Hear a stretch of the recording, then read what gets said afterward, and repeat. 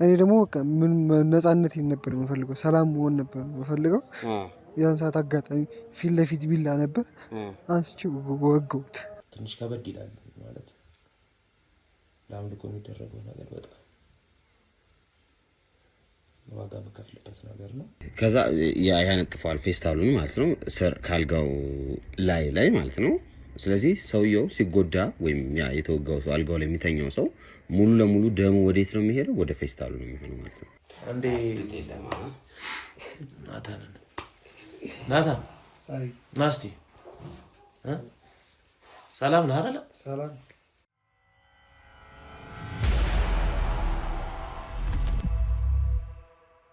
ሰላም ውድ ቤተሰቦቻችን እንደምን አላችሁ? እስክንድር ነኝ። ዛሬም ተመልሼ መጥቻለሁ። እንደተለመደው የተለያዩ ኬዞችን ይዘን እየደከምን እየዋልን እየደረን ነው የምንገኘው። ዛሬም እንግዲህ አዲስ የተለየ ኬዝ ሳይሆን የነበረ ኬዝ ሆኖ ነገር ግን ጉዳዩ ትንሽ የተራዘመና የተስፋፋ ጉዳይ ነበር። ስለዚህ በዛ ጉዳይ ላይ ነው የተወሰነ ቆይታ የምናደርገው። ጉዳዩ ምንድነው? ባለፈው ጊዜ የተመለከታችሁት የጆን ቤተሰቦች ወይም ደግሞ እናቱን የገደላት የ12 ዓመት ታዳጊ ጉዳይ ነው። እሱን በምንከታተልበት ጊዜ ተጨማሪ ሌላም ሰው አብሮ አግኝተናል። እንግዲህ ይህንን ቪዲዮ ለመጀመሪያ ጊዜ የምታዩ ሰዎች የተወሰነ ሂንት ለመስጠት ያክል ነው። እንግዲህ ቀደም ባሉ ጊዜያቶች አንድ ጆን የሚባል የ12 ዓመት ልጅ ቤት ውስጥ በሚኖርበት ጊዜ እናቱን ማንንም ባልገመተው ማንንም ባልጠበቀው ሁኔታ ውስጥ ነው እንግዲህ እናቱን ገድሏት የተገኘው። ከብዙ ምርመራና ድካም በኋላ ነው በእርግጥ እሱን ማግኘት የተቻለው። ቤተሰቡ ወይም ደግሞ የሟች እናት ቤተሰቦች ባልየውን ወይም የጆን አባት አንተ የባዕድ አምልኮ ተጠቂ ወይም ተጠቃሚ ስለሆንክ በዛ ምክንያት ነው ልጃችን እንድትሞት ያደረከው የሚል ክስ ያቀርቡበት ነበር። ይህንን ክስ ደግሞ እሱ አልተቀበለውም። እኛ በተለምዶ የኛ አካባቢ የመጣውበት ቦታ በተለምዶ እንደዛ ስለሚባል ነው እንጂ ምንም አይነት ከዛ ጋር የተገናኘ ነገር የለኝም፣ ምንም የሚያገናኘውም ነገር አልነበረም ነው እሱ ያለው። ነገር ግን በተደረገው ምርመራ ወይም እኛ ጋር በነበረው ምርመራ ጉዳዩ ትንሽ ለየት ያለና ግራ የሚያጋባ ሆኖ ነው ያገኘነው። ምንድነው ያገኘነው መሰላችሁ? እንግዲህ ምርመራ በመናካሄድበት ጊዜ ሌላ ሰፈር በተመሳሳይ የጆን እናት በሞተችበት ወይም በተገደለችበት አይነት ሁኔታ እንዲሁም የጩቤ አሰካኩ ጩቤው ወይም ደግሞ መሳሪያው ሰውነቷ ላይ የተሰካበት መንገድ በተመሳሳይ ዲዛይን በተመሳሳይ ቅርጽ የጆን እናትም የተገደለችበት እንዲሁም የሞተችበት ሞመንት አለ። እሱን የሚመስል ሌላ ሰፈር ላይ ሌላ አካባቢ ላይ እንደዛ አይነት ሞት ይፈጠራል። ታዲያ ይህ አይነት ሞት በሚፈጠርበት ጊዜ አንድ ሰው ያችን ሟችን የሚያውቃት ሰው እንደዚህ አይነት ኬዝ ከእናንተ ጋር ተሰርቶ ሰምቻለሁ፣ በተመሳሳይ እናንተ እንደገለጻችሁት አይነት አሟሟትም የሞተች አንድ የኔ ጎረቤት አለችና እስኪ ኑና አጣሩልን ብሎ ነው የጠራን። ያው እኛ በጊዜው ሴትዮዋ ስትሞት መድረስ ስላልቻልን እሱ ራሱ ነው እንግዲህ ቀርጾ የጠበቀን ማለት ነው። ያን ቪዲዮ ቀርጾት ነበርና ያ የቀረጸው ነገር በጣም ተመሳስሎሻለሁ። በጣም ከኛ ከባለፈው ካሳየናችሁ ቪዲዮ ጋር ወይም የሞተችበት እንትን ፓተርን መስመር ማለት ነው። ምን አለ መሰላችሁ አሁን ይሄንን ምነግራችሁ ምንድነው በደንብ አንደርስታንድ እንድታደርጉት ነው ሁኔታውን ወይም ደግሞ የተፈጠረውን ነገር በደንብ እንድትረዱልኝ ከማሰብ አንፃር ነው። ምንድነው የተፈጠረው? ያቺ ሴት ብቻዋን የምትኖር ሴት ናት። አሟሟቷ ቤቷ ውስጥ በጩቤ ነው የተገደለችው። በነገራችሁ ላይ የሱም እናት ስትሞት የጆንም እናት ስትሞት ምንም አይነት የጉዳት ይሄ የምት ቡጢ ወይም ጭንቅላቷ ራሷ እንድስና አልተደረገችም። ጀስት ቢላ ብቻ ነው ጩቤው ብቻ ነው የተገኘው።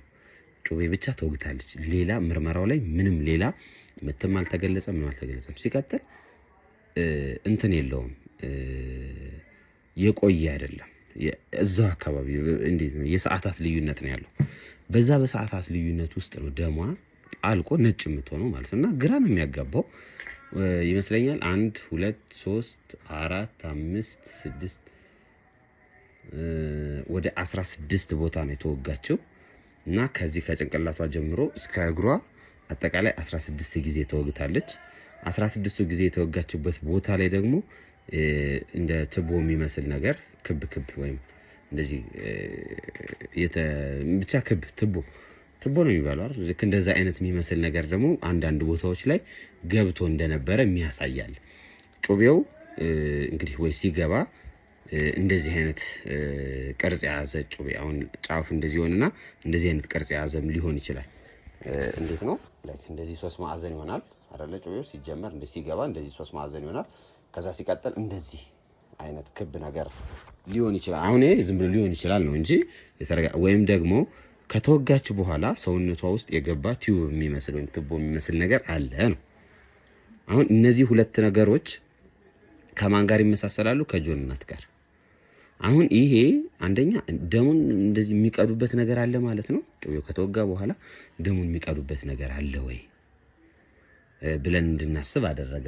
ምክንያቱም ሌላው ደግሞ የዛኒ ጆን ጋር ያገኘነው ማስረጃ ሌላው ምንድነው ከገደላቸው በኋላ በሚገርም ሁኔታ ከመሞታቸው በፊት ሲነግረኝ እንትን ያነጥፋል፣ ፌስታል የላውንደሪ ፌስታል የሚመስል ደራርቦ ያነጥፋል።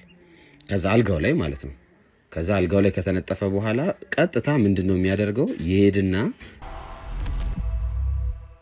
ከዛ ያነጥፋል ፌስታሉን ማለት ነው ካልጋው ላይ ማለት ነው። ስለዚህ ሰውየው ሲጎዳ ወይም ያ የተወጋው ሰው አልጋው ላይ የሚተኛው ሰው ሙሉ ለሙሉ ደሙ ወዴት ነው የሚሄደው? ወደ ፌስታሉ ነው የሚሆነው ማለት ነው። ከዛ ከፌስታሉ ነው የሚቀዱት። እንደዚህ ነው ያለኝና የዛኔ ስለ ቲዩብ ወይም ስለ ትቦው ነገር ምንም የገለጸልኝ ነገር አልነበረም ወይም አልሰማሁም ማለት ነው። ምንድነው ታዲያ የዛኔ የሆነው ወይም የተፈጠረው ልጅቷ ጋር ከተገደለች በኋላ ማንም ምንም አያውቅም። ሴትዮዋ ቤቷ ውስጥ ተዘግታ ቁጭ ብላለችና እሷን የምታውቃት ሴት ናት። ድንገት አንኳኩታ ስትገባ ምንም ነገር የለም። እንዴት ነው ይሄ ተቆልፎ ምናምን አይደለም ቤቱ።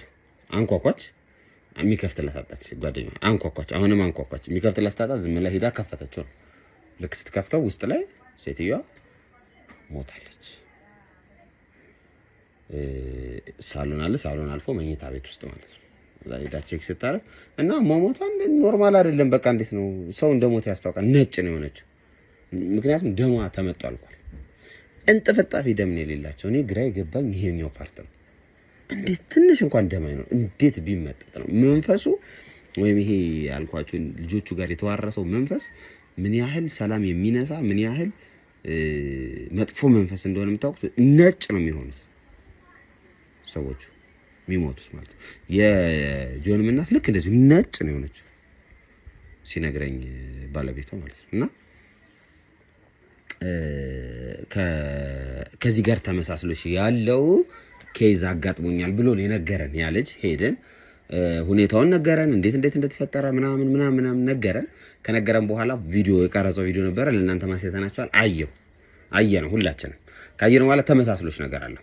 ከዛ ምንድን ያደረግነው እኔ ይኸውላችሁ ደጋግመን እንነግራችኋለን። እኛ የህግ አካል አይደለም፣ ፖሊስ አይደለሁም፣ ፖሊስ አይደለህም ነህ እንዴ አንተ ወይ ይሄ ጠበቃ አይደለንም ወይም ደግሞ ዳኛም አይደለንም። እኛ ልናረግ የምንችለው የተፈጠረውን ኬዝ ወይም የተፈጠረውን ነገር እውነቱን ማውጣት። የመጀመሪያ እውነቱን ማውጣት። እውነቱን በካሜራ ሊሆን ይችላል፣ በንግግር ሊሆን ይችላል፣ በማስረጃዎች ሊሆን ይችላል። እውነቱን ማውጣት። እውነቱን ካወጣን በኋላ እኛ አይደለንም ቅጣት የምንቀጣው ወይም ደግሞ እንዲታሰሩ የምናደርገው። ሁለተኛ የምናደርገው ነገር ምንድነው? እውነቱን ካወጣን በኋላ እውነቱን ወይም የተሰጠንን ነገር ቀጥታ ለፖሊስ አሳልፈን እንሰጣለን። እንደ ሁኔታው የዛን ጊዜ ስሜታዊ ስለምንሆን ወይም ደግሞ ሁኔታው ስለሚያናደል ልንመታቸው እንችላለን። ያው ሊሊ ሁሌም ተግባራዊ እናረጋታለን፣ እንመታበታለን።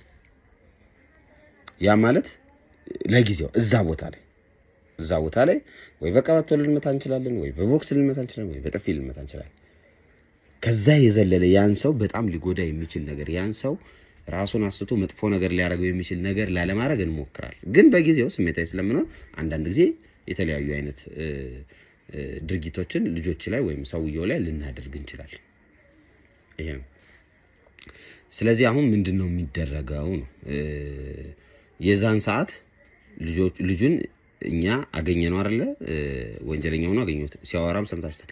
ከዛ ይዤ ወስጄ ለዲቴንሽን የሚባል አለ ማገገም። ምክንያቱም ጆን የ12 ዓመት ልጅ ነው። ስለዚህ እሱን እስር ቤት መውሰድ አንችልም። ፖሊስ ጣቢያ በእርግጥ ወስጄዋለሁ በውስጥ። ከፖሊስ ጣቢያ ግን ቀጥታ ይዘውት ሄዱት የት ነው? ዲቴንሽን ማገገሚያ የሚባል የአእምሮ ችግር ያለባቸው በሱስ በምን የተሰቃዩ ልጆችን ህፃናት ከ18 ዓመት በታች ህፃናት ሲሆኑ ማገገሚያ ነው የሚላኩት። ስለዚህ ይሄም ልጅ ማገገሚያ ነው የተላከው። ማገገሚያ ለምንድን ነው የተላከው? ማገገሚያ የተላከበት ትልቁ ምክንያት ምንድነው? ካለበት ችግር እንዲወጣ ማድረግ ነው። ሌላ ምንም ነገር የለው። ካለበት ችግር እንዲወጣ ማድረግ ነው ሐሳቡ። በሜዲሲን በህክምና ክትትል ይደረግለታል። ስፒሪቹዋል ወይም በመንፈሳዊ ነገር ክትትል ይደረግለታል። እሱ በሚያምነው ወይ ቤተሰቦቹ በሚያምኑት እንደዚህ አይነት ክትትል ነው የሚደረገው። ይሄንን ነገር ደግሞ ማን ያውቃል? አባትየው ያውቃል። ሌላ የእናት ቤተሰቦችም ያውቃሉ። ስለዚህ የእናት ቤተሰቦች ምንድነው ያሉት? እንዲያውም ዲቴንሽን ከመሄድ ጸበል እንዲያው ታስሮ ጸበል ቢገባ ሁሉ ምን አይነት ነገር አለ። እዛ አባትየው አይ ቀጥታ ተጠያቂ እሱ ስለሆነ አይ እኔ የምፈልገው ዲቴንሽን ህክምና እንዲያገኝ ነው አለ። ማገገሚያ ክፍል ልጁ ተላከ። አሁን የዛኔ እኛ ምንድነው የምናስበው? ስራችን እዚህ ላይ ጨርሰናል። ምክንያቱም የተጠራ ነው ሰውየውን የጠራኝ ምንድነው እውነቱን አውጣልኝ፣ ሚስቴ ማን የገደላት አለኝ። ልጁ እንደገደላት አሳወቅን። ቤተሰቦቹ ወይም ደግሞ የሚስቱ ቤተሰቦች የሚናገሩት ነገር አንተ እንደዚህ የቡዳ ዘር የእንትን ዘር ምናምን እያሉ ይሰርቡኛል በዛ ምክንያት ነው ስላለ እሱም ደግሞ የቡዳ ዘር ምናምን የሚለው ነገር ደግሞ እውነታው ሌላ እንደሆነ ለማሳየት ሞከረ። ከዛ እኛ ሌላ ስራ ተጠራንና ወይም ደግሞ ለሌላ አገልግሎት ሌላ ቦታ ጋር መሄድ ጀመር። ስንሄድ ስልክ ተደወለ ተነገረን። ይሄ አሁን ቀደም ያልኳችሁ ልጅ ደወለልኝና ነገረኝ። ምንድነው የተፈጠረው?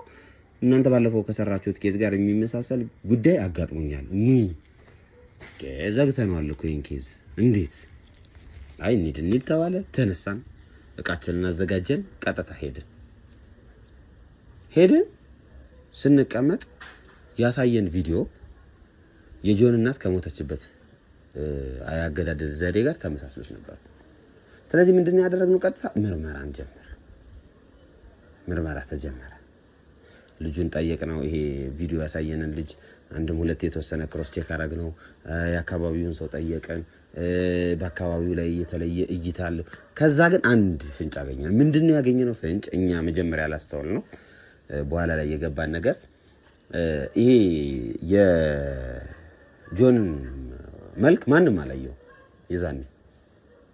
ምክንያቱም ያው በህግ ስለታገድን እኛ ብለር ነው የምናረገው ፊታቸውን እንዳታሳዩ። ምክንያቱም ህግ ራሱ ወንጀለኛ ብሎ እስካልፈረደባቸው ድረስ ወንጀለኛነታቸውን የሚያስረጋግጥ ማስረጃ እስካልያዛችሁ ድረስ እነዚህን ሰዎች አሳልፋችሁ ሚዲያ ላይ ማቅረብ አትችሉም ተባልን ማለት ነው። ይሄ ነገር የመጣው ዛሬ አይደለም። በእርግጥ አሁን አንዳንድ ጊዜ ቲክቶክ ላይ ወይም ዩቲዩብ ላይ ምናምን ይሄ እንደዚህ ያደረገ ወንጀለኛ ብለው ፖስት ሊያደርጉ ይችላሉ። ይሄ ትክክል አይደለም፣ ያስቀጣቸዋል እነዛን ሰዎች። ለምን? ያ ሰው በፍርድ ቤት ጸድቆ ወንጀለኛ ተብሎ አልተፈረደበትም። ስለዚህ ወንጀለኛ አይደለም። ወንጀለኛ የሚባለው ያ ሰው በስትክክል ፍርድ ቤት ቀርቦ ፍርዱን ያገኘ ቀን ከዛ ሰዓት ጀምሮ ወንጀለኛ ይባላል እንጂ ተጠርጣሪ ነው። ተጠርጣሪው ደግሞ ፍቃድ እስካልኖረው ድረስ እሱ እስካልፈቀደ ድረስ ፎቶ ወይም ቪዲዮ ሚዲያ ላይ መቅረብ የለበትም። ይሄን ያደረገ ግለሰብ ይቀጣል። ይሄ ማስጠንቀቂያ ስላለን እኛ ቪዲዮውን ብለር እናደርጋለን። ይሄ ነው ምክንያታችን እንጂ ከዚህ በፊት ታውቃላችሁ እንደዚህ ብለር አድርገን አናውቅም። ሙሉ ለሙሉ ስሰራ እንደነበር በፊት የምታውቁኝ ሰዎች ታውቃላችሁ። ፊታቸው እየታየ ነበር የምንሰራው። ከዛ ሪፖርት ደብዳቤ ደረሰን መጥሪያ። በመጥሪያ መሰረት ፖሊስ ጣቢያ ሄድን። ከዚህ በኋላ እስክንድር እንደዚህ አይነት ስራ ስትሰራ ፊታቸውን እያሳየህ እንዳሰራ፣ ፊታቸውን እያሳየህ የምትሰራ ከሆነ አንተ ላይ ኬዙ ይመጣል ወይም ደግሞ አንተ ተጠያቂ ትሆናለህ። ይህ ሰው በፍርድ ቤት ሂደት 1 ዓመት ሊቆይ ይችላል። አሁን 1 ዓመት ቢቆይ 1 ዓመት ሙሉ በአንተ ምክንያት ወንጀለኛ ተባለ ተብዬ እኔ ልጠየቅ እችላለሁ ነው ሐሳቡ። ስለዚህ በምንም አይነት ሁኔታ ፊታቸውን እንዳታሳይ፣ ካሳየህ ግን አንተን ነው ምሳሌ የምናደርግ ነው ያሉት። እንዲያውም አንተን ቀጥተን ምሳሌ እናደርጋለን ለሌሎች ዩቲዩበሮች ነው የተባልኩትና በዛ ምክንያት ብለር ተደርጎ ይሰራል ማለት ነው። እና እንደነገርኳችሁ የጆንም ቪዲዮ ወይም የጆንም ፎቶ ብለር ሆኖ ስለነበር ይሄን ኬዝ የሚያውቁትን ሰዎች በሙሉ ስለዚህ ልጅ ይሄን ልጅ አይተውት እንደሚያውቁ መጠየቅ ጀመረ። ሁሉን የጠየቅናቸው ያልጠየቅናቸው ሰዎችን ጎረቤቶችን ጠየቀ ምናምንና ፎቶውን እኛ ጋርም ስለነበር ቪዲዮም ስለነበር ይሄ ልጅ ታውቁታላችሁ እያልን ስንጠይቃቸው የጠቆመን ልጅ አንድ ቦታ እንደዚሁ አልፎ እንደዚህ ዝም ብሎ እልፍ ሲል አይነት ነገር አየዋለሁ አይነት ነገር ይለናል። ከዛ ወደዛ ቦታ እነማን እንልካለን? እነሄና እንልካለን። ሄዱ እነሄና ቼክ አረጉ ምናምንና አንድ ቦታ ላይ ያገኙታል ቁጭ ብሎ። እንግዲህ እቺ ልጅ ሞተች የተባለችበት አካባቢ ውስጥ እሱ ከተገኘ ቀጥታ ከማን ጋር ሊገናኝ ይችላል? ግድያው ከሱ ጋር። ስለዚህ ሄደን የተባለበት ቦታ ስንሄድ የለም። 3 ቦታ ነው የተነገረን። ስለዚህ ልጁ አብሮን ነበር። አንድ ቦታ ሄድን የለም። ሁለተኛ ቦታ ሄድን የለም። ሶስተኛ ቦታ ላይ ደግሞ በጣም በሚገርማችሁ ሁኔታ ልጁ እውነትም የመንፈስ ስራ በጣም ይገርማል እኮ በእውነት ብቻውን እንዲህ ብሎ ነው የሚቀመጠው። እንዲህ በቃ እንደዚህ ብሎ አሁን በዚህ ጊዜ አሁን በብዛት ሰዎች ዝም ብሎ ብቻቸውን አይቀመጡም። ወይ ስልክ ያወራሉ፣ ወይ የሆነ ነገር ይነካካሉ፣ ወይ መጽሐፍ ያነባሉ፣ ወይ ከተፈጥሮ ጋር ብቻ እንጨት ይዘው ወይ የሆነ ነገር ይሰራሰራሉ። የሆነ አክቲቪቲ እያደረጉ ነው ሰው ቁጭ የሚለው። እንዲህ ነው የተቀመጠው። እንዲህ ነው በቃ እንደዚህ ነው። ምንም እንቅስቃሴ ምናምን አያደርግም። ምንድን ነው ይሄ? እውነትም መንፈስ አይደል? ከዛ ድንገት ዘወር ሲል እኛ ደግሞ ምንድነው ያሰብነው ቀስ ብለን ለመያዝ ነው። ምክንያቱም መንፈሱ ላይ ሆኖ ከሆነ እንኳን እኔ 4 ሰው የማይመልሰውም ነው የተባለው። 4 ሰው 4 ወጠምሻ ሰው እሱን መመለስ አይችልም ያሉት መንፈሱ እሱ ጋር የተዋረሰ ጊዜ። ስለዚህ መንፈሱ ነው ወይስ እሱ ራሱ ነው የሚለውን ነገር ለማረጋገጥ ቀስ ብዬ በምጠጋበት ሰዓት አየን ማለት ነው። እኔና አቤላ ከኋላ ነበረ። አብሮ ሲያየን ተነስቶ ሮጣ። በቃ ያለን አማራጭ መከተል ነው። በጣም ብዙ ርቀት ነው የተጓዘው በጣም። ከዛ የሆነ ግቢ ውስጥ ዘሎ ሲገባ አየሁት፣ ተከተልኩት። እኔ እንዲያውም አቤላ የሆነ ሰዓት ላይ ካሜራው አልመቼ ብሎ መሬት ላይ ተወድቀው ነበር ካሜራው። በቃ በደንብ ነው ያሯሯጠል ልጅ ወደቀ እና በቃ የሌለን በቃ ያሯሯጠል ልጁ ሮጥን። ልክ እዛ ግቢ ሲገባ ግን ልጅ መሆኑን የምታውቀው በዚህ እኮ ነው። አሁን ትልቅ ሰው ቢሆን ግቢውን አያሳይም። ሌላ ቦታ ሄዶ አይደበቅም። ሌላ ቦታ ይሄዳል እንጂ መኖሪያ ቤት ውስጥ ይሄዳል። አባቱ ቤት ተከራይቶለት ያስቀመጠው ቤት አለ። እዛ ከዲቴንሽን አስወጥቶታል አባቱ። ከዛ እዛ ቤት ሂዶ ነው የገባው። ሲገባ እኛም ተከትለን ገባ። ስናጣራ ልጁ እዛው ያስኩትና አይታችሁታል።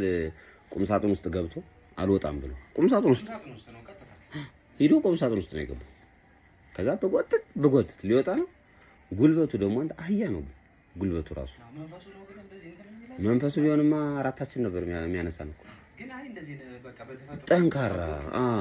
ይሄኛውንም ካየኸው ሁለቱም እንደዚሁ ማለት ስታያቸው አይመስሉም እኮ ትክክል። ስታያቸው እንደዚህ ግን ስትይዛቸው እኮ በጣም ስትሮንግ ናቸው።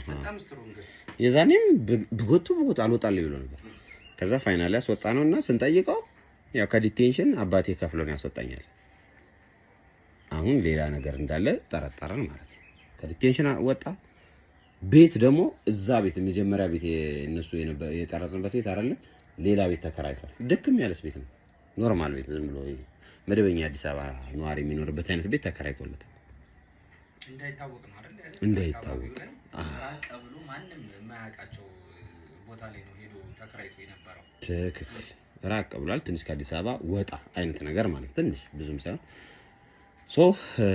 እኛ ያደረግነው አባትህን ጥራውና እንስማው በድብቅ አለን። በድብቅ ስንሰማ እውነትም የእናት ቤተሰብ ሲናገሩት የነበረው እውነቱን አገኘ ነው። ይህ ሰው ባዕድ አምልኮ ነበረበት ማለት ነው።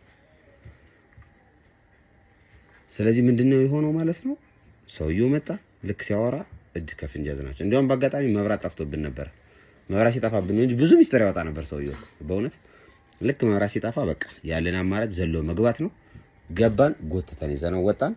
ያው ኢንተርቪው እንደሰማችሁት የሚያሳዝን የባዕድ አምልኮ ተጠቃሚዎች ናቸው። እሱ ብቻ አይደለም ሌላም ሰው ይባስ ብሎ ደግሞ ልጁ ብቻውን ሰው እንደማይገል ተጨማሪ አንድ ሰው አብሮት የሚያግዘው ሰው እንዳለ የ16 ዓመት ልጅ እንዳለ እሱም ደግሞ ጫካ ላይ ነው ሰዎች የሚገሉ አለን። ጫካ ላይ ስንሄድ እሱንም አገኘን።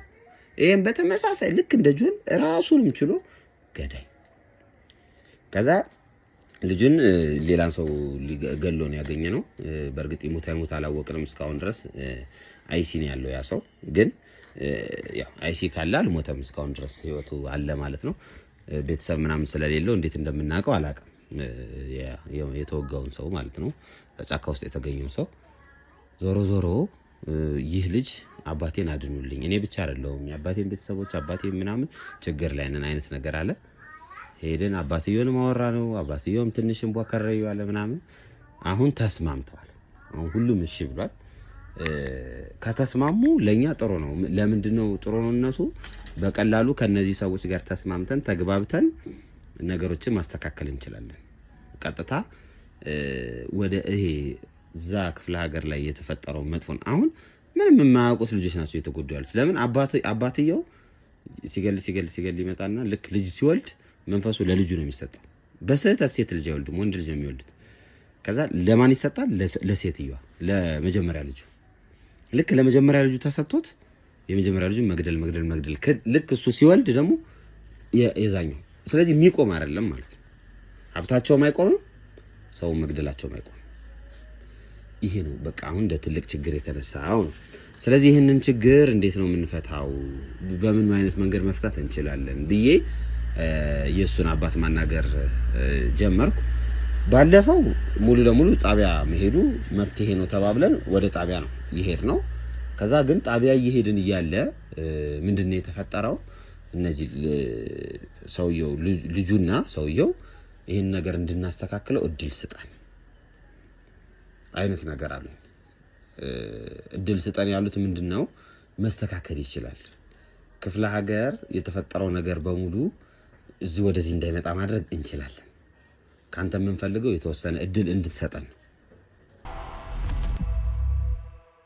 እና እንግዲህ ያው እንደተለመደው ወደ እነሱ ቤት ቀጥታ ስንሄድ ያው ካሜራችን ይዘን የምንሄደው ያለውን ነገር በግልጽ ለማሳወቅ ለእናንተ እንሞክራለን። አቤላ ከአንገቱ ላይ ካሜራዋን ይዞ ቀለል ያለች ካሜራ ስለሆነች ብዙ ማታስቸግረን እሷን ይዞ እንግዲህ ያለውን ሁኔታ እንቀርጻለን። ኖርማሊ እነሱ አትቀረጹ ምናምን አይሉንም። ያ ሳይሆን ግን እንዴት ነው ነፃነት እንዲሰማቸው አባትየውና ልጅየው እንዲሁም እናትየዋ ማለች መሰለኝ ይመስለኛል ማታ ተጣልተዋል ከእናትየዋ ጋር ተጣልተናል ምናምን ሲል ነበር። ብቻ እስኪ ስለሱም ነገር ያለውን ነገር ይነግረናል። እኛ እንግዲህ ከኛ የሚጠበቀው ምንድነው ለጣቢያ ማድረስ ነው አይደለ? ነገር ግን ለጣቢያ ማድረስ ብቻውን በቂ አይደለም። በተለይ ከመንፈስ ጋር የተገናኘ ጉዳይ ከሆነ ለምሳሌ እነዚህ ሰዎች የሰው ነፍስ አጥፍተዋል፣ ስለዚህ መቀጣት አለባቸው፣ ምንም ጥያቄ የለውም። ግን የምናቆመው አንድ ሰው ነው። ጉዳዩ ግን የስንት ሰው ነው? እዚህ ላይ የተሰማሩ ብዙ ናቸው። ስለዚህ ይሄንን የመንፈስ ስራ በአንድ ጣቢያ ወስዶ በማሰር ብቻ መፍትሄ ስለማይሰጠው መፍትሄ እንፈልግለት። መፍትሄው ደግሞ እዛ ክፍለ ሀገር የተፈጠረ ነገር አለ፣ እዛ ሄደን የሆነ መፍትሄ እናምጣ የተባለው። እስኪ ብቻ የሚያስኬድ ነገርም ነው ወይስ አይደለም የሚለውን ከሱ ጋር እናወራለን። ዛሬ እንዴት እንደምናደርገው አስቤበት ልደርና ጠዋት ላይ እንደፈለግን እንሰራዋለን ስላለም ብቻ እናደርገዋለን ስላለኝ ቀጥታ ወደሱ ነው የሚሄደው። በጣም በኮንፊደንስ ነው አባትየው እያናገረኝ ያለው። መስተካከል ይችላል፣ እስኪ እመነኝ፣ አስተካክለዋለሁ፣ ልጄም ከዚህ አይነት ነገር እንዲወጣ አደርጋለሁ ብሎኛል። ማታ ትናንት ማለት ነው ስናወራ። ስለዚህ አሁን ቀጥታ ወደሱ እንሄዳለን። የተፈጠረውንም ነገር ያወራኛል። አዳራቸውስ ምን እንደነበር፣ ልጁን ቤት ነው ያደረው ወይስ ወጣ የሚለውንም ነገር በዛው እግረ መንገድ የምንጠይቅ ይሆናል። እናንተ ግን እንደተለመደው እስከ መጨረሻው ድረስ እኔ በጣም የምወድላችሁ ነገር ልንገራችሁ የኔ ውዶች፣ የእውነት ነው የምነግራችሁ። ቪዲዮዋን አንድ በአንድ ነው የምትከታተሉልኝ፣ አንድ በአንድ በቃ ሰምታችሁ ነው ኮሜንት የምታደርጉት እና ይሄን ነገር በጣም አመሰግናለሁ። በጣም መሀል ላይ ዝም የሆነ ነገር ጣል አደርጋለሁና ያን ነገር ሰምታችሁ እንኳን ኮሜንት ስታደርጉ ስሰማ በጣም ነው የሚመቸኝና በእውነት እኔ እንደናንተ አይነት ወዳጅ እንደናንተ አይነት ቤተሰብ ስላለኝ በጣም ደስተኛ ነኝ። የምናገራትን እያንዳንዷን ነገር ሰምታችሁ ኮሜንት ስለምትሰጡኝ ማለት ነው። አሁን ቀጥታ ወደ ቤት እንሄዳለን። ከካሜራ ጀርባ ጀግናው አቤል አለ። የሱ ቻናል ተስፋ ቲዩብ ነው የሚለው። ተስፋ ቲዩብ 15000 ያልከኝ ወደ 15000 የሚጠጋ ሰብስክራይበር አለው። ስለዚህ እናንተም ገባ ብላችሁ ደግሞ 20000 30000 እንዲገባ አድርጉት። ይመቻችሁ። ላይክ፣ ሼር፣ ሰብስክራይብ እንዳይረሳ። ቆዩ አብራችሁ። እንግዲህ ውድ ቤተሰቦቼ ያው ገብተናል አይደል አቤሎ? ገብተናል። ያው ባለፈው ብዙ ነገር ተነጋግረናል፣ ተጫውተናል ትናንትና ማለት ነው። እስኪ ስለ አዳራችሁ ምናምን እንስማና ከዛ መፍትሄም ደግሞ ያሰብከውን ነገር ካለ ታጫውተኛለህ። እንዴት ነበር አለ? አሪፍ ነው። የተለየ ነገር አለ? ምን? ሌሊት ተነስቶ ሊያወጣ የነበረ በግድ በምን ምክንያት እንደሆነ ቁልፉን ቆልፎ አንስቶታል። እሱ የቤቱን ቁልፍ ሌሊት ትወጣ ነበር? ኦኬ፣ ቆለፍክበት አንተ? አዎ፣ እኔ ያው ስለማውቀው ምንም ችግር የለውም። እኔ ያረጋጋዋለሁ። መውጣት ስለሌለበት ነው በዛ ሰዓት ግዴታ እዚሁ ነው መሆን ያለበት። ያለውን ነገር ደግሞ አረጋጋዋለሁ እኔ እንጂ ተነስቶ ነበር ለመሄድ። ችግር የለም ማለት ከኔ አያልፍም። እኔ የምወጣው ነገር ስለሆነ እሱማ ያው አንተ ታውቀዋለህ በደንብ። ግን ሌሊት ላይ እንትን ነበር ነው መንፈሱ ጠርቶ ነበር ሌላ ቦታ እንድትሄድ። ከዛ በሩ ተቆለፈ። በሩ ቁልፍ ነው። እንዴት አወቅ ሌሊት ላይ መነሳትህን ምናምን? ነው እዛ ቆመህ ነቃ? እዛ በቃ ተነስቼ በር ላይ ልከፍተው ስታገል ቁልፉ እንደሌለ ሳቅ ራሴን አወቅኩ። ቁልፉ እንደሌለ ስታውቅ ራስህን መለሰህ? ሌላስ ምን አዲስ ነገር አለ? ያው እንግዲህ ላረጋጋው እየሞከርኩኝ ነው። እናንተ እንደተነጋገር ነው መቼም ምንም ይሄን ነገር ማለት የምንችለውን ነገር ማለት መወጣት የምንችላቸው ነገሮች አሉ፣ መስተካከል የሚችሉ ከሄድንባቸው ጠንከር ብለን ከሄድንባቸው ማለት ነው መመለስ እንችላለን። ማለት ያው ልጄ ነው መቼም ማድረግ ያለብኝን ነገር ከማድረግ ወደኋላ አይደለም። አንዴ የሆነው ነገር ሆኗል። ያው ልረጋጋ ነው የሚለው ማለት ነው። ላገግም ትንሽ ከብዶኛል። መለስ የምልበት ቦታ የምረጋጋበት ቦታ ነው የሚለው። እንደዛ ነው እያልክ ያለው? እንዴት? ከእኔ አሁን ራሴን ማረጋጋት ነው የምፈልገው። ውስጤ ሰላም እንዲሰማኝና ትንሽ ራሴን ማረጋጋት ነው የምፈልገው። ያ ነገር ምንም ማለት ሰላም በቃ ራሴ ከተረጋጋ ሰላም ካገኘ ምንም ነገር ነው። አሁን ግን ውስጤ ልክ አይደል የሚረበሽ። ከመሬት ተነስቶ ደስተኛ ሆናለሁ። አንዳንዴ ሌሊት ተነስቼ ብዙ ነገር ነው የሚፈጠር። ማዘርስ የለችም? ማዘርማ የለችም። በሱ ምክንያት እሱ ባመጣው እንትን ሁሉ ነገር ስላውቀች በዚህ አይነት እኔንም እንደዚህ ታደርጉኛላችሁ ብላ ፈርታ ትሄዳለች። ጥላኝ ለእሱ ሲባል እናቴን ጥላኝ ሄደች። ማወቅ አልነበረባትም ያልኩትኝ ይሄን ነበር። በስተመጨረሻም ያውቀዋለች ያለውን ነገር። ያው ምንድነው የተፈጠረው ማታ? ማለት ምን ብላችሁ ነው? ለህይወቴ እሰጋለሁ ነው ያለችው። ማለት አሁን ባልየችው ነገር እኔና በሱ ባለፈውም ነገር ስንታገል አይታለች። አሁንም የሰማችው የባዕድ አምልኮ የሚባለው ነገር አስከፊ ነው፣ እሰጋለሁ ለህይወቴ ነው የምትለው ያለችው።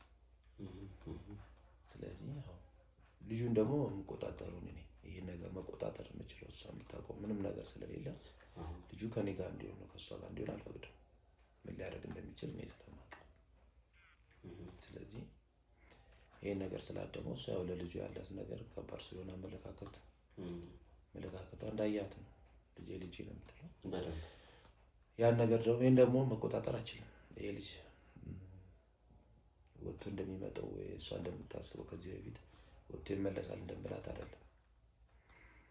ይሄ መንፈሱ ከመጣ ምንም ነገር ሊያደርግ ይችላል። ከዚህ በፊትም አይተዋል ይመስለኛል የደረሰውን ጉዳት። ያን ነገር እሷ ላይም ሊደግመው ይችላል። ስለዚህ ልጄን ደግሞ ይዤ መቀመጥ ያለብኝ ይሄ ነገር እስከሚስተካከል እኔ ነኝ። እሷ ለጊዜው ሸሽታ ሄዳለች። ካረጋጋት ሞክሬ ነበረ፣ አልቻልኩም። ማለት ጠዋት ስትነሱ የለችም ነው ወይስ? የለችም ማለት ያው ሸውዳን ሄደችው። አስተኝታ የሚበላው የሚጠጣውን ሰጥታ ቀራርባለን በልተን ሀገር ሰላም ብሎን አሁንም እረፍት ትንሽ ደግሞ ስለነበረ እንደ ረፍት ነገር አድርጌ ነበረ። በዛ መሀል ጠዋት ላይ ተነስታ ሄዳለች። ያሳዝናል በጣም። ስለዚህ አሁን አንተ ምንድን ነው የምታስበው? ያው እኔ አሁን እውነት ለመናገር ያው ስናወራም የእሱ ዲቴንሽን መሄዱ ወደ ማገገሚያ ክፍል መግባቱ ትክክል ነው። እሱም አንተም እንደዛ ነው የምትፈልገው አይደል? ሁለታችን እንግዲህ ያው ዲቴንሽን ቢገባ ይሻላል ማገገሚያው ነው እያልን ያለው ነው እና አንተ ደግሞ ጥሩ አይደለም የሚስተካከል ነገር አለ ነው እያልከን ያለ ነው እና ምንድነው መደረግ ያለበት ነው የምትለው? አሁን አውርቻለሁ ከዚህ በፊትም እንዳወራነው ከሆነ ይሄ ነገር በዲቴንሽን ወይም ሄዶ በማገገም የሚመለስ ነገር አይደለም፣ ወይ ፖሊስ ጣቢያ ተኪዶ የሚፈታ ነገር አይደለም። እንደዚህ አይነት አምልኮች ነገር ያለው በእኔ የሚቆም አይደለም። እኔም ብታሳስረኝ እኔ የሆነ ነገር ብታደርገኝ ብዙ አምላኪዎች አሉ፣ እንደዚህ አይነት አምላኪዎች ይሄ ነገር የሚከተሉ አሉ። እነዛን ደግሞ ማግኘት የምችልበት መንገድ የሚመራ ሰው ካልሆነ ብዙ በተለያየ ቦታ ውስጥ አሉ እነዚህ ሰዎች። ዋና ደግሞ የሚባሉ አሉ ይሄንን የሚመሩ ይሄንን መንፈስ የሚያስተዳድሩ የሚያዙ ገብቷል። ስር መሰረቱን ካልያዝከው አንድ ሰው ይዘህ ወይ እኔን ይዘህ ምንም አይነት መብት አታመጣም። ይሄ ልጅም ደግሞ አሁን ሄዶ እረጋጋበታለሁ የሚለው ቦታ የሚረጋጋበት አይደለም መንፈስ ነው። ይሄ መንፈስ የሚያዝ መንፈስ አይደለም። የራሱ ስርዓት አለው፣ የራሱ አካሄድ አለው። ስለዚህ አሁን ሄጄ ወይም ወስደን እዛ ማረጋጊያ ቦታ ማገገሚያ ቦታ እናረጋጓለን መልሷለን የሚባለው ሀሳብ ተቀባይነት አይኖርም። እዛም ጥፋት ሊመጣ ይችላል። በእርግጥ ይሄ መንፈስ ነገሮች እንዲህ በቀላሉ መፍትሄ ያገኛሉ ብሎ ማሰብ ከባድ ነው። እኔ ደግሞ ምንድነው መሰለህ ብዙ አወራንበት ከአቤላም ጋር ምናምን ስናወራ ነበር፣ እኛ አብረው የሚሰሩ ልጆች ጋር እያወራን ነበርና በእርግጥ ዝም ብሎ ወደ ጣቢያ መውሰዱ ትክክል አይደለም። ሜቢ እሱን ብቻውን እዛ ቦታ መውሰዱ ብቻውን ሜቢ እሱም ምናልባት እሱን ሊያድነው ይችል ይሆናል። ነገር ግን በዚህ ስርዓት ውስጥ በዚህ ሂደት ውስጥ ያሉ ብዙ ሰዎች እንዳሉ ግልጽ ነው። ለምሳሌ የእሱ ጓደኛ ጆን እና የእሱ ቤተሰቦች አሉ፣ አንተ የምታውቃቸው ደግሞ ሌሎች ቤተሰቦች አሉ በእንደዚህ አይነት ስርዓት ውስጥ ያሉ። እነዚህ ሰዎች ደግሞ በሂደት ነፍሰ ገዳይ ነው እየፈጠሩ ያሉት ብዬ አምናለሁ። ምክንያቱም እና አሁን አንተ ባለፈው ስትነግረኝ ገጠር አካባቢ መሆኑ ምን ጠቅሞኛል አልከኝ። እንስሳትን ነበር በብዛት የምገድለው፣ ሰው አላገኝም። ትክክል። እዚህ ግን እንስሳትን ከማግኘት ይልቅ ምንድነው የሚቀለው? ሰው ይቀላል። መንፈሱ ደግሞ ያው የሚያገኛቸውን መስዋዕቱን ነው የሚፈልገው። በገጠር አካባቢ እንዳልከው ገጠር አካባቢ ከሆነ አብዛኛው ጊዜ እንስሳን የተለያየ እንስሳ ታገኛለህ። ብዙም ጊዜ ሰው ላይገጥም ይችላል። ድንገት ያ መንፈስ ባለበት ወይም በፈለገበት የመረጠው ከሆነ ከዚህ በፊት እንዳልኩም ይመርጣል።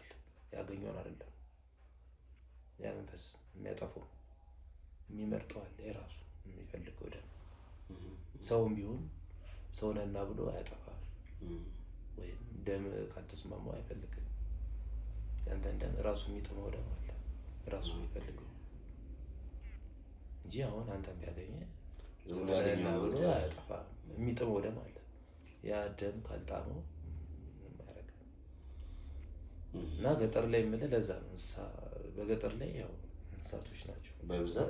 ሰው አታገኝም ብዙ ነው። ያው እዛም ገጠር ላይም ሰው ቢያገኝም የሚፈልገው ደም ካልሆነ ኖርማል። አሁን ግን ከተማ ላይ እንስሳ ከማግኘት ይልቅ ሰውን የማግኘት አጋጣሚ እየሰፋ ስለመጣ ያን ደግሞ እየተላመደው መጥቶ መስዋዕትነቱን ወደ ሰው ያዝሮታል። አዲስ አበባ ከ3 እስከ 5 ሚሊዮን ህዝብ አላት ተብሎ ነው የሚታሰበው። 3 ሚሊዮን በጣም ብዙ እኮ ነው አዲስ አበባ። አንድ ግቢ ውስጥ እናንተ ጋር እንኳን ስንት ሰው ነው ያለው? በጣም ብዙ ሰው አለ። እና ያ መንፈስ ምንድነው አሁን ያንን ደም እየተዋወደው መጥቷል፣ እየተላመደው። ስለዚህ አሁን ከእንስሳው ይልቅ ደግሞ የሰውን ደም ወይም የሚያገኘው እሱን ደም በጣም እየወሰደ እየተጠቀመ ነው ያለው። አሁን አንተ እንስሳት መጉደል አቁመሃል አይደል? ምን ነው የምትገለው? ሰው ብቻ ነው ለመጨረሻ ጊዜ ሳይገድል ቆይቼ ነው። ቆይቷል በጣም ቆይቷል።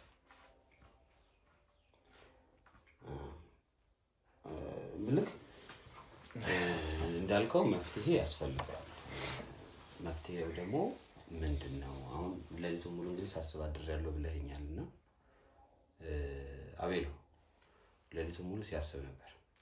እንግዲህ እሱ መፍትሄ አለ የሚለው አንተ የምትለው ነገር አለ ምናልባት ማለት እኛ ያወራነው ነገር አለ። ምንድን ነው ያወራነው? መፍትሄ ብሎ ያስቀመጠው ነገር እኛን አይጎዳንም ወይ? ምክንያቱም ይሄ የመንፈስ ጉዳይ ነው አይደል? የመንፈስ ጉዳይ ሲሆን ደግሞ ይጎዳል። ዞሮ ዞሮ እኛ መንፈሳዊ ነገር ውስጥ ነው እየገባን ያለነው። አሁን ፊዚካል ቢሆን ምናምን አሁን ይሄ ልጅ ሲያመው 4 ሰው 5 ሰው እንኳን የሚያስቆመው ከሆነ እኛ እንዴት ነው ሃንድል የምናደርገው የሚለውን ነገርና አቤላውን ትናንትና ምንድነው ሲጠይቀኝ የነበረው መሰለህ? ምንድነው መተማመኛችን እኛ መተማመኛችን ምንድነው የሚለውን ነገር ካሁን በኋላ ለምንወስዳቸውም ለምናረጋቸው እርምጃዎች እስቲ የሚለውን ነገር መጀመሪያ እሱ እንስማውና ከዛ ለምናረጋቸው ነገሮች ምን ይሆናል።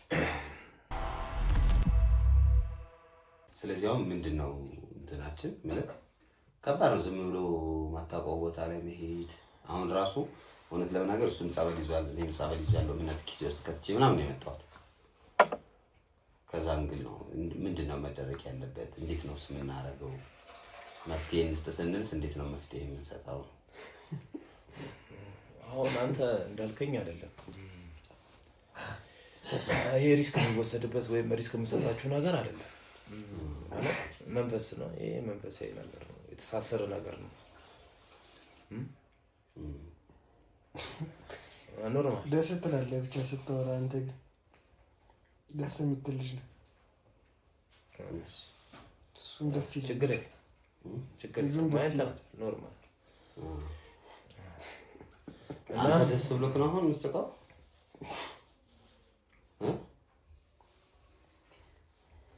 ናታን አቤት ደስ ብሎክ ነው? ወደድከው? እሱ ነው ምናችን ተመቸ ናታን? ደስ የምትሉ ሰዎች ናቸው። ወደድካቸው? ሁለቱንም ነው?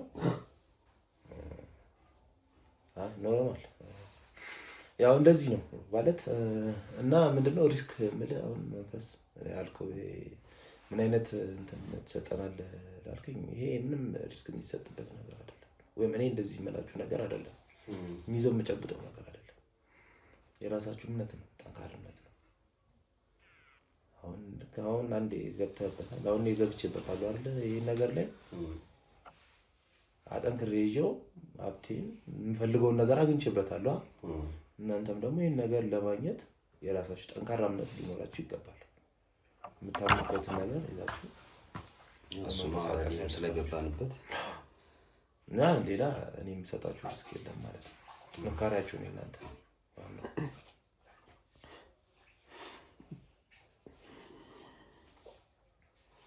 እሺ አይ አሁን ምን እንደሆንኩ ታውቃለህ?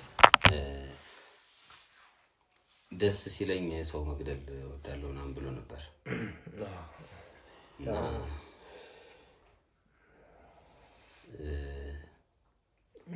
እንደዚህ አይነት ነገሮች ሲኖሩ ያው እኔም ያልኩኝ እዚሁ ነው ያልኩኝ ነው ማለት እኔ የምቆጣጠራቸው ነገሮች አንዳንዶች ነገሮች አሉ።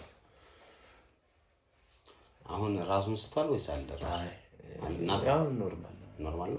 ነገራችን እስኪ ቀደም ራሱ ሲል ከሰማኸው ከአሁን በፊት ከመሬት ተነስቶ በቃ ደስ ይለኛል እያለን ነበር። ቀደም ራሱ እኮ አሁን እንትኑ ሁኔታው እንደዛ ነው። ናታን እኔ ማን ታስታውሰኛል? አዲስ አልሆንክብኝ ታውቀኛለህ? አላስታወስኩም እንዴ ናታን? ረሳው? አረሳው። አሁን አስታወስኩ። ማን ነኝ? አልመጣልህም? የት መሄድ ትፈልጋለህ ናታን? እኔ የምሄድበት ሰላም የማገኝበት ቦታ። አሁን ሰላም የተሰማ አይደለም ናታን? እየሳቅክ እኮ ነበር ግና ናታን ደህና ነህ አይደል? ሰላም ነው። ሰላም። ማንም ያስቀር አወቀውን አመጣለህ? አሁን መጣልኝ። አስታወስከው? ጎበዝ፣ አየሁ ጎበዝ ነው ያስታውሳል። ማንም ያስቀር አንድ ነገሮችን መቆጣጠር መቻል አለብን። የሚያስገኝ ከመሬት ተነስቶ ደስተኛ ሲያደርግ የሚያስገኝ ማን? እሱ ማን? እናንተ ስታወሩ ስትጫወት ምናምን ደስ ይለኝና የሆነ አሻንጉሊት መስለን እንታያለን እኛ። በቃ የሆነ ነገር ፍጠር ነው የሚለኝ። እሺ ለማንኛውም ግን እንዳልኩህ እሺ አሁን ምንድነው የምናደርገው? እስኪ ስለሱ እናወራና ስለ መፍትሄው አይሻልም? መፍትሄውን ለማድረግ መፍትሄው እንግዲህ እንዳልኩ ነው። መጓዝ ረጅም መንገድ መጓዝ አለብን። አንዴ ናታን አይ ናስቲ ሰላም ነህ አይደል? ሰላም። ምን ሞቀህ እንዴ? ሞቀህ እንዴ? ሰውነትህ ይሞቃል? ና እስኪ እዛ ውስጥ ላስቀምጥህ። ና እስኪ እናውራና ና አይዞህ ና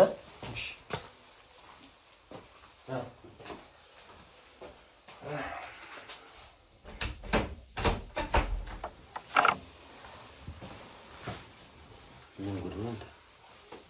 የሚገርም ነው። ቅድም እያለ የነበረውን አልሰማሁም። ከመሬት ተነስቶ ይስቃል እንትኑ ሊመጣበት ሲል ይሄ መንፈሱ ምናምን ሊመጣበት ሲል መሰለኝ እንደዛ የሚያደርገው እና በቃ ዝም ብሎ ደስ ይለኛል። አልፈራህም እንዴ? በጣም የሚያስደነግጠው ግን ያው እኛ በኪሳችን ያዝነው ይዘዳል እሱ ላይ ነበር የምመጥንበት ማርያም በጣም አስፈራኝ። የሆነ እንትኑ አላስታውሰኝም። ዝም ብሎ ነው አውቄያለሁ ያለኝ። አላስታውሰኝም ጭራሽ ምክንያቱም መጀመሪያ ላይ ሰምተሃል እስኬ እስክንድር ምናምን ሲል የነበረ ልጅ ስሜንም አልጠራሁም አይደል? ስሜ ማነው ስለው እኮ ዝም ነው ያለኝ። ወደ እኔም ደግሞ አላየም እኮ የኔ ስም የመላክ ስም አይደል? አሁን ገብርኤል ምናምን ቢሆን እሺ ያስፈራል፣ ግን ወልደ ገብርኤል ያስፈራል። እና በቃ እኔ ኪሴ ውስጥ ላይ እየገባሁ ነበር። ጸበል ተወጣ ነው። አይ እምነቱንም ምናምን እንትን ለማለት እምነታው መርጨት ነው እንጂ ፊት ነው እንጂ ነውማ። እስኪ በቃ ይምጣና አባቴ እሱ ጋር ተናልና አሁን ሊቆልፍበት መሰለኝ። ወደ ጓዳ ነው ይዞት የገባው። እሺ እንዴት ሆነ በእናትህ? አይ ሰላም ነው። አሁን እንዲህ እኮ ነው አየሁ ያልኩህ ነገር ይሄን ነው። እንደዚህ እንትን ሲሆን መቆጣጠር የምችለውን ነገር እንደዚህ አረጋጋዋለሁ እኔ። ይሄ ነው እኮ አሁን አንተ እርግጠኛ ነህ ማለት አንተ ጋር ኖርማል። አሁን ችግር የለውም ማለት አረጋጋ። አይ ሰው ግን አብሮህ ቢኖር ይሻላል። አረ እኔ እኮ እኔ ጋር ይቀመጥ ያልኩህ ለዚህ ነው። ወጥቷል። እኔ ማድረግ ያለብኝ እኔ ላይ ብዙ እንትን አይደለም፣ ቆጣጠሯለሁ በእውነት አሁን አትይም ሳረጋጋው እንዴት እንደሆነ እንደዚህ ተረጋግቷል። አሁን አረጋጋው። በቃ አውቀዋለሁ። ልክ የሆነ እንትን ሲለው አውቃለሁ። ለዛ ነው ገብቷል። አንስቼ እንትን እንዲያወራኝ የፈለኩት ለዛ ነው። አሁን እዛ መቆልፈው ነው የመጣው። በትንሽ መረጋጋት አለበት። ምንድን ነው አሁን ያረክልህ ገብቶ? እኔ እና እሱ የምናወራቸው ነገሮች አሉ። ኦኬ ገብቷል። አሁን ትንሽ ራሱን እንትን ላይ ላያውቅ ይችላል። ስለዚህ ዘንድ ባዶ ክፍል ውስጥ ወስደህ ማስቀመጥ አለብህ። እንደዛ ነው ያደረኩት የተወሰነ ሰዓት። አዎ ማለት ወደ ራሱ ከሚመለስ ድረስ ትንሽ ምንም ነገር ፊት ለፊቱ ማግኘት የለበትም። በስመ አብ አንዳንዴ የሚፈልገውን ነገር ካጣ ራሱንም ሊጎዳ የሚያደርስበት ደረጃ አለ። አሁን እኮ ኖርማሊ አሁን ራሱ የሳቀበት መንገድ ያወራበት መንገድ ራሱ እሱ ሳቅ አይደለም እኮ አይደል? እሱ ሳቅ አይደለም። የናታን ሳቅ እንደዚህ አይደለም እኮ። የልጅ ሳቅ አይደለም የሳቀው። የሆነ ትልቅ ሰው እየሳቀ አይደለም የሚሰለክ። ሻውራ መጀመሪያ ሻውራ የነበረውና ድምፁ ራሱ እኮ ተቀይሯል። ድምፁም ተቀየረ። ኖርማል ድምፅ አልነበረም። አቀርቅሮ ቀና ካለ በኋላ ነው የሆነ ሰዓት እኮ አቀረቀረ። የሆነ ስንሄድ እንደውም ጫካ ውስጥ ያየነው እሱን ያየነው እኮ ካቀረቀረ በኋላ ቀና ካለ በኋላ ተቀይሯል። ስለዚህ እስኪ በቃ አሁን ወደ መፍትሄው እንሂድና ምንድነው ማድረግ ያለብን? ዛሬውኑ መፍትሄ እንጀምር ብዬ ነው። ምን አደርጋለሁ እንግዲህ ለልጄ ሲል ምንም ነገር ማድረግ አለብኝ። መቼም የሚቆም ነገር አይደለም። ከምፈልገው ከሀብትና ከእንትን መቼም ልጄ ይበልጥብኛል። ሀብቴንም ለማግኘት የፈለኩትን መስዋዕትነት ከፍያለሁ። ልጄንም ለማዳን ደግሞ ማንኛውም መስዋዕትነት መክፈል አለብኝ። ያን ነገር ለማድረግ ትንሽ መንገዱም ከባድ ነው። ቢሆንም ነው እናንተም ታግዙኛላችሁ። ችግር የለውም እናግዛለን። ያው ገጠር ነው መሄድ ያለብን። ገጠር? የእናንተ ሀገር? የእናት አባቴ ሀገር። ቆይ እዛ ጋር ምንድን ነው የተፈጠረው? ምንድን ነው ያለው እዛ ጋር? ምንድን ነው የሚሆነው? ያው ትልቁ አምልኮት ያለው እዛ ነው። መነሻውም እዛ ነው። እዚህ ቁጭ ብለን ምንም የምንፈጥረው ነገር የለም።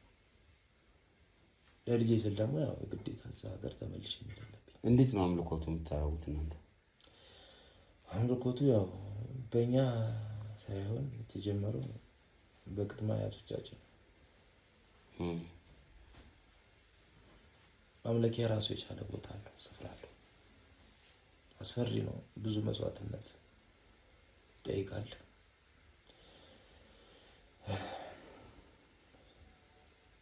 እንዴት ብዬ ልንገርህ? ትንሽ ከበድ ይላል ማለት ለአምልኮ የሚደረገው ነገር በጣም ዋጋ የምከፍልበት ነገር ነው። ቦታ አለ።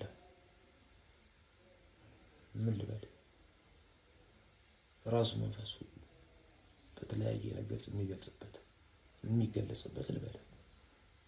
ራሱን ባታየው ራሱን በመልክ በተለያየ አይነት ነገር እየገለጸ እስከ ማየት በለው። በቃ እሱን ባታየው ራሱን ቅርጹን እየቀያየረ እስከ ማየት ደረጃ የምትደርስበት ቦታ፣ አስፈሪ ቦታ።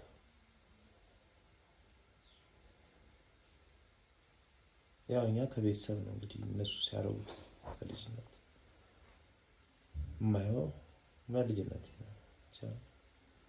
መጀመሪያ ጊዜ ነበረ። በጣም ፈርቼ ነበር አስታውሳለሁ። ልጅ ነው በጣም ግን ከዛ በኋላ ፍራቻው መንፈሱም ይሁን ሲገባብን ይሁን እዛ ጋር ከሚሰጡ መስዋዕትነት ይሁን አእምሮ ይፈዛል። ከዛ በኋላ ሰውነት ምንም ስሜት የለም፣ ምንም ማዘኔታ፣ ሁሉ ነገር ይጠፋል። ከላይ ላይ የተሰጠን ነገር ወስዶት ይሁን ወይ ቀይሮ አጣው ትፈዛለህ። ከዛ በኋላ እራይም የለም። እዛ ጋር ለሚደረገው ነገር ምንም እዛ ጋር ሰው ቢታረድም የምንም ያዘንታ ነገር የለውም። የአምልኮ ሲደረግ ደግሞ የሰው ልጅ እንግዲህ ራሱ እስከ መድማት በዳዴ እስከመሄድ እንዴት ብዬ ልንገርህ? ብርሃን ብዙም የማታይበት ነው። ጨለማ ይበዛል።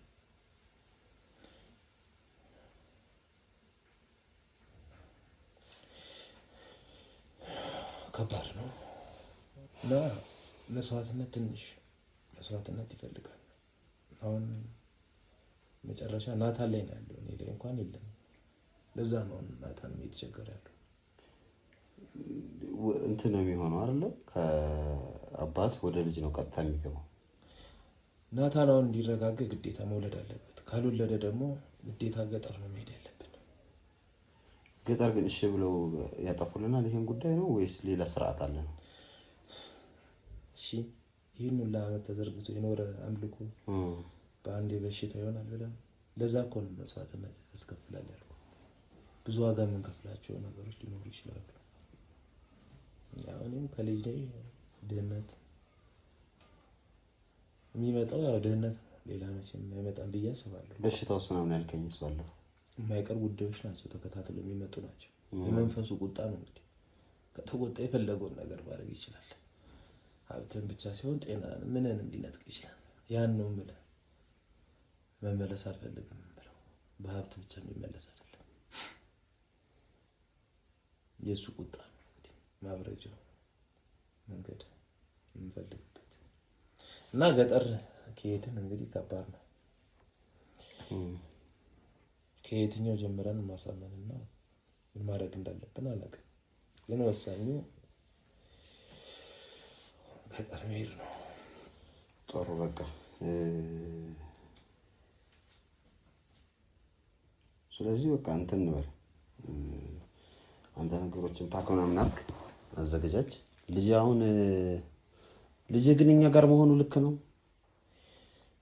ናታን እንኳን እኔ ጋር መቆየት ያለበት እኮ ታዲያ ምልክ አሁን ያው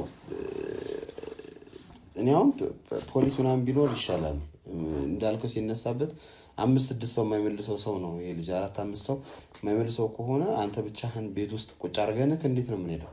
እኔ ጋር የነበረ መንፈስ ነው ነገር ያለው ከኔ ጋር አብሮ ነበር እኮ እኔም ነበርኩበት አይደል እንዴ? ናታንን ደግሞ መያዝ ያቅተኝ ይሄ ነገር ናታን አልፎ ወጣ ማለት ሌላም የከፋ ነገር ልናይ እንችላለን። እኔ መቆጣጠር እችላለሁ እሱ ከኔ ጋር ቢሆን ልጄ ደስተኛ ነኝ። እናትየውም እንደዛ ነው እርግጠኛ ነገር እርግጠኛ ስለሆንኩኝ ነው መቆጣጠር እችላለሁ አልኩ። ማልችለው ነገር ቢሆን ኖሮ እኮ እርዳታችሁ ጠይቃለሁ አይደል? አይ እኔ እውነቱን ስነግርህ ፈርቼዋለሁ የሆነ ነገር እንዳያደርገው ማለት ነው። ግን ራስ ላይ ኮንፊደንስ ካለና ችግር ከሌለው እኛ ውጭ እንጠብቀው አይደል? ጨራረስ እቃ ምናምን ያዝና እንውጣ። አረጋጋዋለሁ እስቲ ወደ ራሱ እንትን እስከሚል ድረስ ትንሽ ደቂቃ በቃ ደውል። እኛ እዚሁ ውጭ ላይ ስለምንሆን ችግር የለውም። ደውላችኋለሁ። እኔ እቆጣጠረዋለሁ። እዚህ ያለውን ነገር እቆጣጠረዋለሁ። ቀጥታ ተመልሰን እንመጣለን። ዋናው መብት ያለው እንደነገርኩ ነው። እዛ እንግዲህ ረጅም ጉዞ ትንሽ አድካሚ ነው። ግን ያው እንግዲህ ምን ማድረግ እንችላለን? መፍትሄ ለማምጣት እስከሆነ ድረስ እኔም እስቲ ለልጅ ስለሆነ ምን አደርጋለሁ እንትን በልና ደውልልኝ። አረጋጋው። እሺ ሚላዊ ነው።